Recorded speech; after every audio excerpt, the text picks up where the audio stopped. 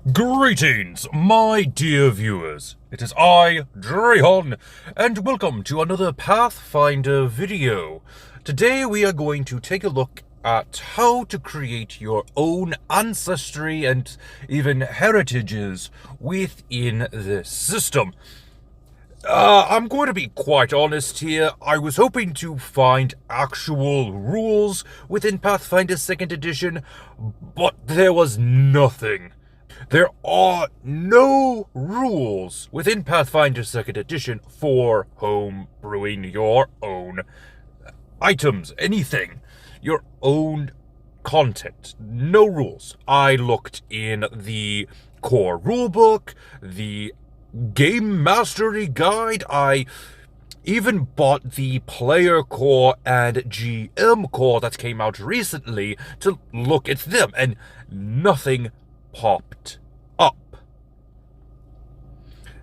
Perhaps we're going to have to wait for the player core 2 when it arrives sometime in June.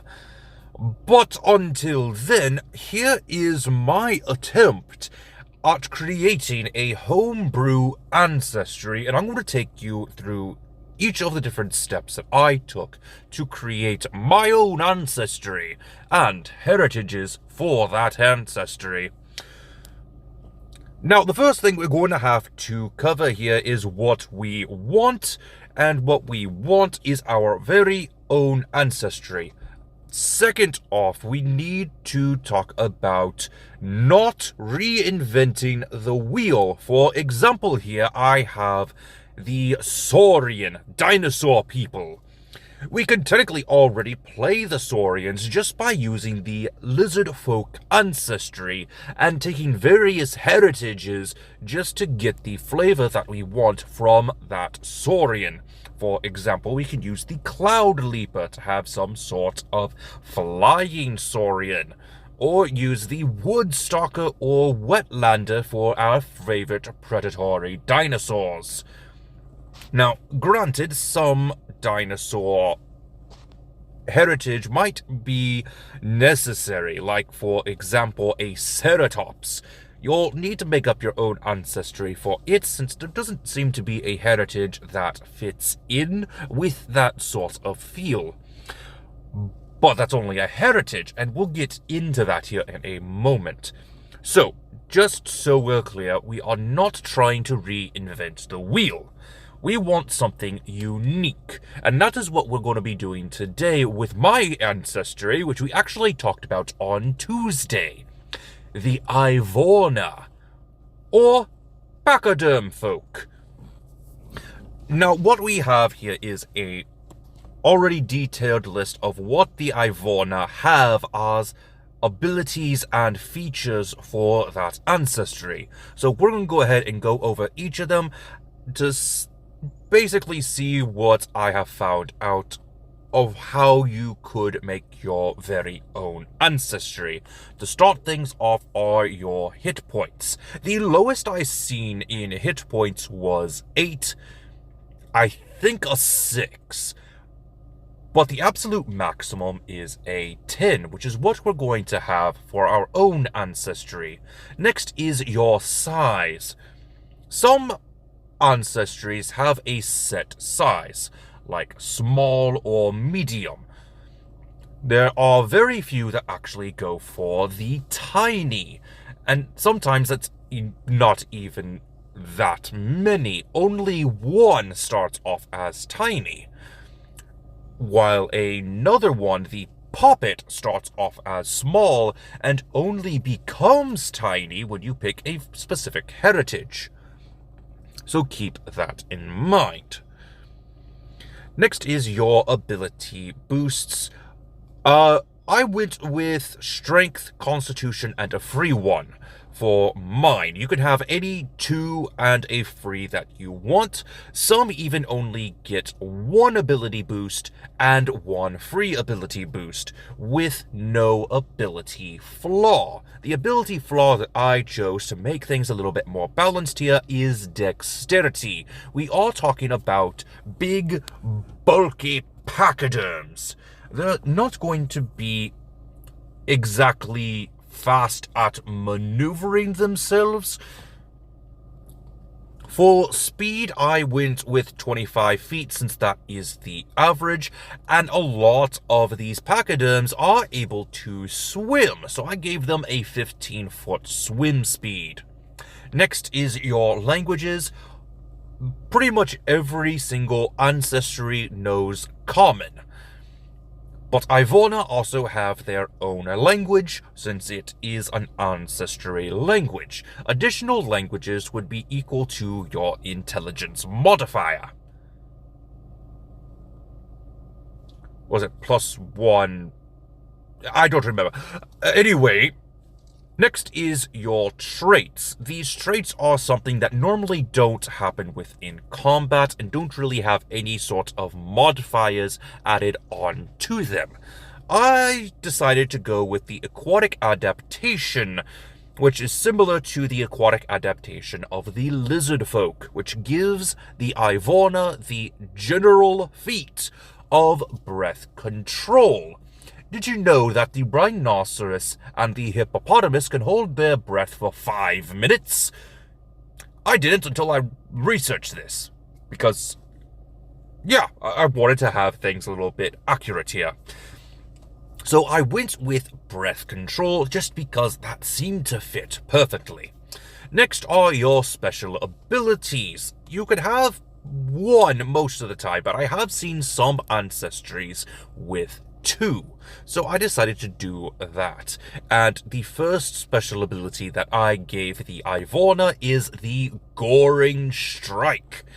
Whether this be your rhinoceros horn, your elephant tusks, or your hippo's jaws, we are going to get an unarmed attack based off of that weapon, sort of. Your natural weapon.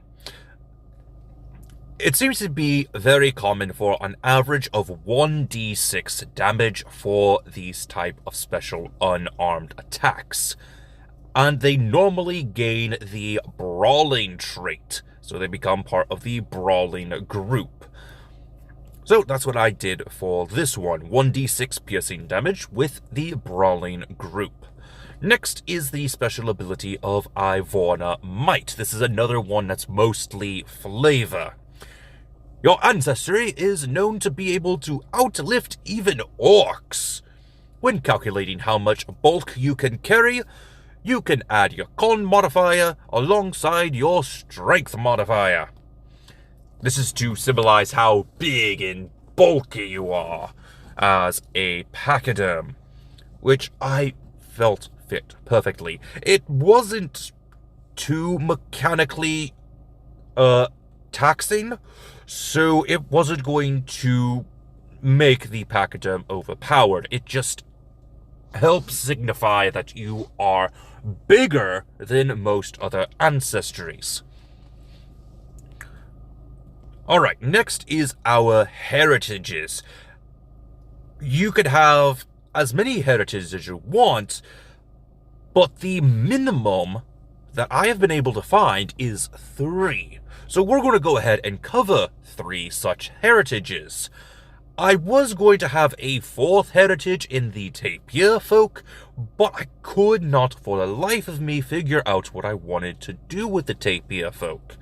I was thinking of giving them access to some spells, but I couldn't figure out what to do with them.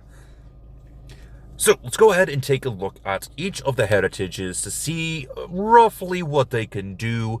I think that they might need to be changed later on. I'm not sure if they are overpowered or not. I tried to get a feel of some similar heritages from other ancestries. For the hippo folk, your jaws rival other creatures. Your Goring Strike gains the Deadly D10 trait. Additionally, immediately after the attack hits, you can attempt to grapple that creature.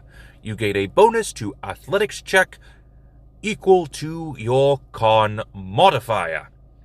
This is to signify that you're snapping down on your target and are about to tear them to shreds, like all hippos seem to like to do. Yeah, it's not a pretty sight. It is very deadly, which is why I chose the Deadly D10 trait. Next is our elephant. We're able to use our trunk as a third limb, but only to hold or retrieve objects of bulk 2 or less. But we cannot attack with those items. If the item we are holding with our trunk is a tool, we can use it with our trunk. However, we'll be getting a -5 penalty to all checks made for that tool. I thought this was fair. If you have your hands full, you need another way to be able to use your tools, and the trunk seemed like an easy solution for that. Elephants are famous for being able to use their trunks for many different purposes. One of them is painting. Next is the Rhino folk. We're going to get a charging strike action, which costs 2 of our actions. You stride twice, then make a melee attack. So long as you have moved 20 feet, you gain a bonus to your attack's damage roll equal to your con modifier.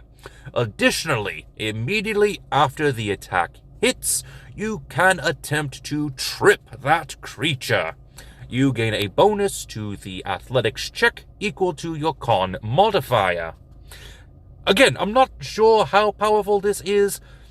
I have seen similar abilities on some other ancestries, though they do half of your level. I decided to go with just the con modifier, just because it felt a little bit safer to go that route.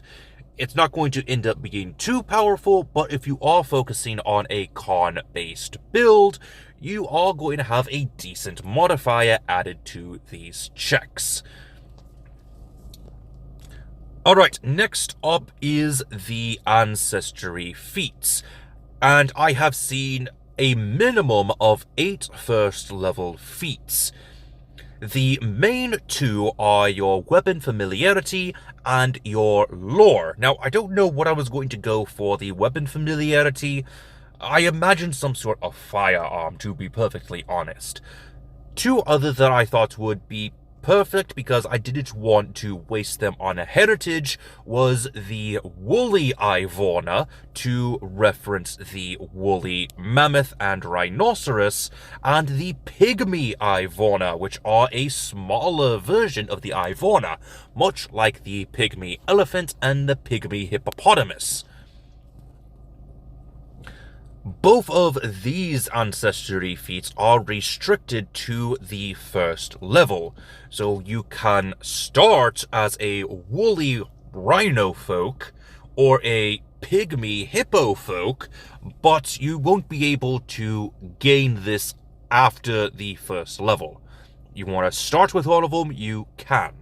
But if you do not pick it at first level, you will not be able to pick it ever again, which I think is fair. With the woolly Ivorna, I copied the ability of the winter catfolk, giving it a nice protective coat, giving you cold resistance equal to half of your level, and you treat environmental cold effects as if they were 1 step less extreme. For the pygmy Ivorna, I decided to go with the following. You are a small creature instead of medium, with a maximum of 3 to 4 feet in height. You gain a circumstance bonus to stealth checks used to hide equal to half of your level, a minimum of 1. I thought this was somewhat fair. This is very similar to, I think it was the halfling. It was just something I thought would work for this Ancestry. Another one that I decided to go with was to copy a couple of Ancestry feats that we get from other Ancestries. For example, the Iron Fist feat from the Orc Ancestry, and the Alchemical Scholar feat from the Hobgoblin. Two unique ones that I made for myself were the Titan's Memory, which gives yourself a circumstance bonus to recall knowledge checks equal to half your level, minimum of 1. This is to go with the saying of an elephant never forgets. And the second one is Fast but Loud. Your speed increases by 10 feet, but all other creatures gain a circumstance bonus to perception checks to hear you equal to your con modifier. You're big and bulky, and charging towards somebody is most definitely going to be heard. So I decided to reference that here, and this works rather well with the Rhino folks' ability to charge. Alright, let's go ahead and move on to the 5th level Ancestry feats. I have seen a minimum of 5 Ancestry feats. Now, this does not include the Fae-based Ancestry feats that any Ancestry can grab. These are unique to this Ancestry. We got that out of the way. Let's go ahead and take a look and see what we have. Once again, we went ahead and went for a Weapon Mastery, a upgrade to the Weapon Familiarity. Then we also did some moving over from other ancestries, copying their feats, such as the Bloody Blows from the Orc, and the Formation Training from the Hobgoblin. Another one that I copied was the Azarketi feat, Drag Down. This was for the Hippo folk, and we actually see a couple of these Heritage exclusive Ancestry feats in a couple of different ancestries. So I decided to go for that here as well, with the Hippo folk having Drag Down, the Elephant folk getting access to Trunk Toss. Trunk Toss gives us this ability. You can now throw any item you are holding with your trunk. You can attack by throwing a thrown weapon by using your trunk. However, you gain a -5 penalty to that attack roll. I think this is a good enough penalty to add to this. You're not supposed to be that good at using your trunk to attack, since you are still technically a humanoid. You're mostly going to be attacking with your tusks if you are an elephant folk. For the Rhino folk, we have Unstoppable. While using your charging strike action, difficult terrain doesn't cost extra movement, and greater difficult terrain only costs 5 extra movement. I thought this was fair. It was to improve your abilities on some of your heritages without making things too powerful. Next is your 9th level Ancestry feat. Again, we have a minimum of 5 feats. We are once again copying certain Ancestry feats. I decided to go with the Lizard folks' Terrain Advantage and the Hobgoblin's Squad Tactics. Terrain Advantage usually goes for the Lizard folk, but we are going to change some of the wording that best fit the Ivorna. Next we have Crunch, with the prerequisites of having the Iron Fist and Bloody Blows feats. Your unarmed attacks gain the Deadly D10 trait. If it already has this trait, then it gains the Fatal D10 trait. Additionally, if you succeed on an athletics check to grapple, shove, or trip, the target becomes Dazed 1. If you get hit by a charging pachyderm, you are not going to feel too well, and you are probably going to be dazed. So I think that fits rather well here. Next is the Mighty Trunk. You are now able to lift any creatures and objects. You are restricted to a weight equal to 1/3 your max bulk. If you try to lift an unwilling creature, you must make an athletics check to grapple that creature. Of course, we have the prerequisite of Trunk Toss. Next is Release Restraint. You must have the prerequisite of being trained in either acrobatics or athletics. When you take the escape action, you can add your con modifier to the check you make. I think this is a perfect reference to some of the lore that we talked about in the previous video. It references the problems that they had in the past with being oppressed by another ancestry, being captives. These higher leveled Ivorna were able to break free from their bonds. I thought it was a nice little nod to the lore. Moving on to level 13 Ancestry feats, I've seen a minimum of 3 such feats. We're going with our Weapon Expertise, which is a upgrade from our Ivorna Weapon Familiarity. And then I have 2 feats that once again mimic another Ancestry feat. The first one is the Hobgoblin's Formation Master, and then the Hobgoblin's We March On feat. Looks like I messed up on the quotations there. Anyway, moving on to our final feat at level 17, which I have used to mimic the rallying cry of the Hobgoblins. This was mostly just being lazy and trying to get through this quickly, but I really did like the rallying cry from the Hobgoblin, and I felt that it fit with some of the information that I gave on the Ivorna's lore in the last video.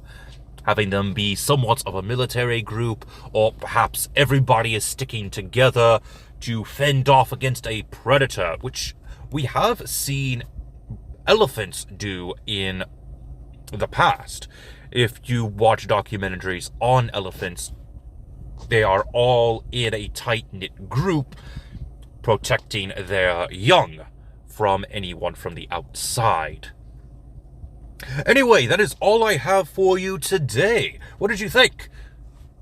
Is there something I probably could have changed? Was there a feat that was a bit too powerful? Let me know in the comment section below if you are better at this than I am. But with that being said, I would like to hear your ancestries that you would like to create in the future. But until next time, this has been Drehan, and I am offline.